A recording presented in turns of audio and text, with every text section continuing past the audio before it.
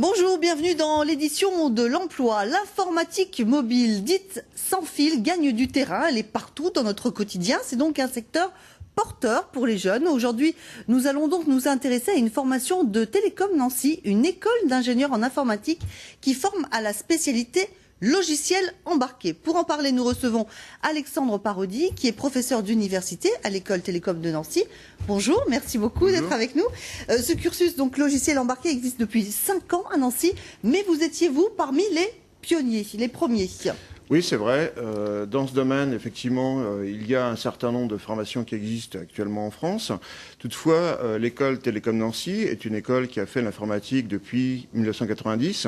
Donc, elle a été une des premières écoles à être vraiment dans ce domaine, et spécifiquement, puisque beaucoup d'écoles forment des ingénieurs informaticiens après un cursus plus généraliste et qui donc, effectivement, ne permet pas une compétence aussi pointue que la nôtre.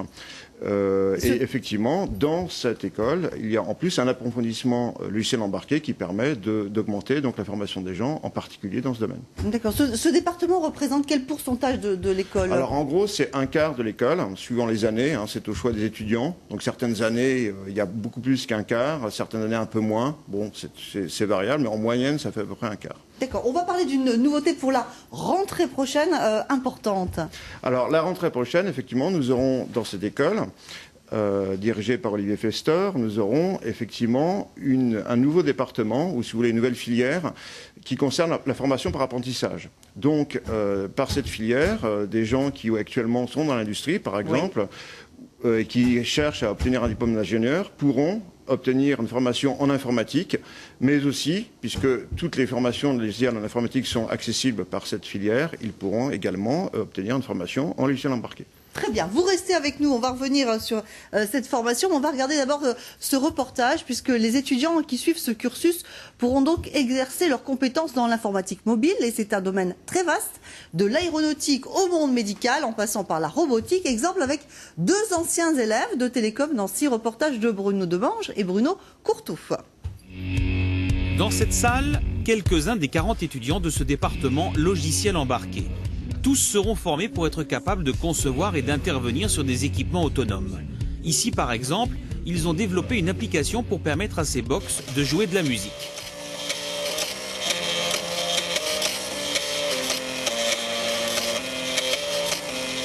Pas très utile, mais ça montre le savoir-faire de l'équipe.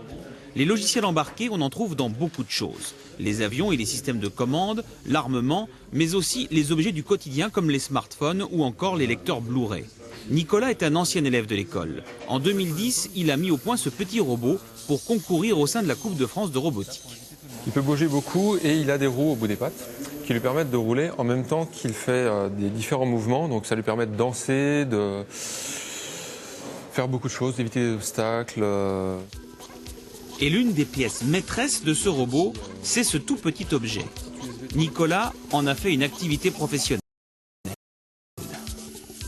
Je fabrique des petites cartes électroniques qui permettent à un ordinateur de contrôler les servomoteurs comme ceux utilisés dans ce robot-là.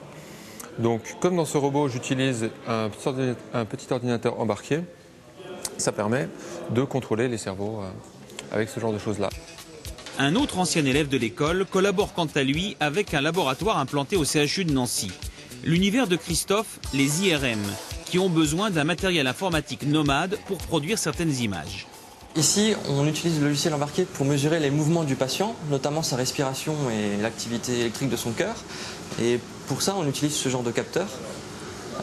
Donc ici, par exemple, c'est un capteur ECG qui mesure l'activité du cœur. Et donc, on a de l'informatique embarquée à l'intérieur du capteur ici pour faire l'acquisition des signaux, notamment, et les envoyer ensuite à l'extérieur de la salle pour permettre la reconstruction d'images nettes, sans artefacts, sans flou de mouvement. Christophe effectue un doctorat dans ce laboratoire durant 3 ans. Après, il proposerait bien ses services à un industriel, par exemple un producteur de matériel IRM. Il continuerait ainsi à cumuler les joies de l'informatique et celles du monde médical. On vient de voir donc ces deux exemples. Effectivement, vos anciens étudiants ont toutes les chances de trouver un travail intéressant dans un délai record, j'ai envie de dire. Alors effectivement, de façon générale, à Télécom Nancy, la durée moyenne de recherche d'emploi après le diplôme, c'est de l'ordre de quelques semaines. On va dire 2 semaines en moyenne. Bon, ça peut être variable, mais en fait, c'est une réalité. Et effectivement, l'emploi est au bout. Et puis on peut s'en réjouir en cette période de crise, eh bien ils ne sont pas impactés. Ça c'est aussi un phénomène nouveau que vous constatez. Alors effectivement, il y a quelque chose de nouveau, selon moi, puisque j'enseigne depuis pas mal de temps dans cette école. Dans le passé, les crises économiques avaient tendance à impacter l'emploi dans l'informatique comme dans d'autres secteurs, mais l'informatique étant impactée en avance. Et en revanche, lorsque l'économie repartait, l'informatique était impactée positivement en avance aussi. Ces derniers temps, alors qu'on est dans une crise assez épouvantable, eh bien, ce phénomène existe beaucoup moins. Et nos ingénieurs continuent à trouver de l'emploi très correctement. Et effectivement, c'est assez étonnant. Ça correspond sans doute à un changement réel de l'économie nationale, sachant qu'aujourd'hui, l'économie numérique représente à peu près 5,2% du PIB en France. Et en réalité, ça représente un quart de la croissance. Alors ça, c'est des chiffres du ministère de l'Industrie. Et le ministère voit une évolution qui serait, pour les prochaines années à venir, on va dire entre 2 et 5 ans, vers un tiers de la croissance. D'accord. Justement, où sont-ils le plus souvent employés, vos anciens étudiants? En France, mais aussi à l'international, ils sont très demandés. Alors, effectivement, certains étudiants vont à l'international. Certains, en tout cas, font une formation à l'international puisqu'ils peuvent, par exemple, faire leur dernière année à l'international, donc par exemple en Australie, en Angleterre et ailleurs, ou en Irlande. Ceci dit, assez peu d'étudiants, finalement, vont vraiment faire une carrière internationale. Il y en a un certain nombre qui, d'ailleurs, ont très bien réussi. Mais en fait, ça représente un petit pourcentage de nos étudiants. D'accord. Beaucoup sur Paris, beaucoup sur l'informatique embarquée, ou le logiciel embarqué, si vous voulez. En fait, c'est surtout sur Paris et sur Toulouse qu'on trouve beaucoup d'emplois. Alors Toulouse, parce que c'est tiré par Airbus, évidemment. Bien sûr, les logiciels d'Airbus dans les avions sont des logiciels embarqués très fiables. Et également, bien sûr, sur Paris, parce que la région parisienne a une énorme masse économique, en particulier dans les secteurs de pointe, comme l'informatique embarquée. Pour l'instant, en Lorraine, il y a encore peu d'emplois dans ce domaine-là. Pourtant, c'est un domaine d'avenir, donc porteur d'emplois pour vous. Alors, pour moi, les 2 étudiants que vous avez vus, effectivement, ont eu des emplois intéressants en Lorraine.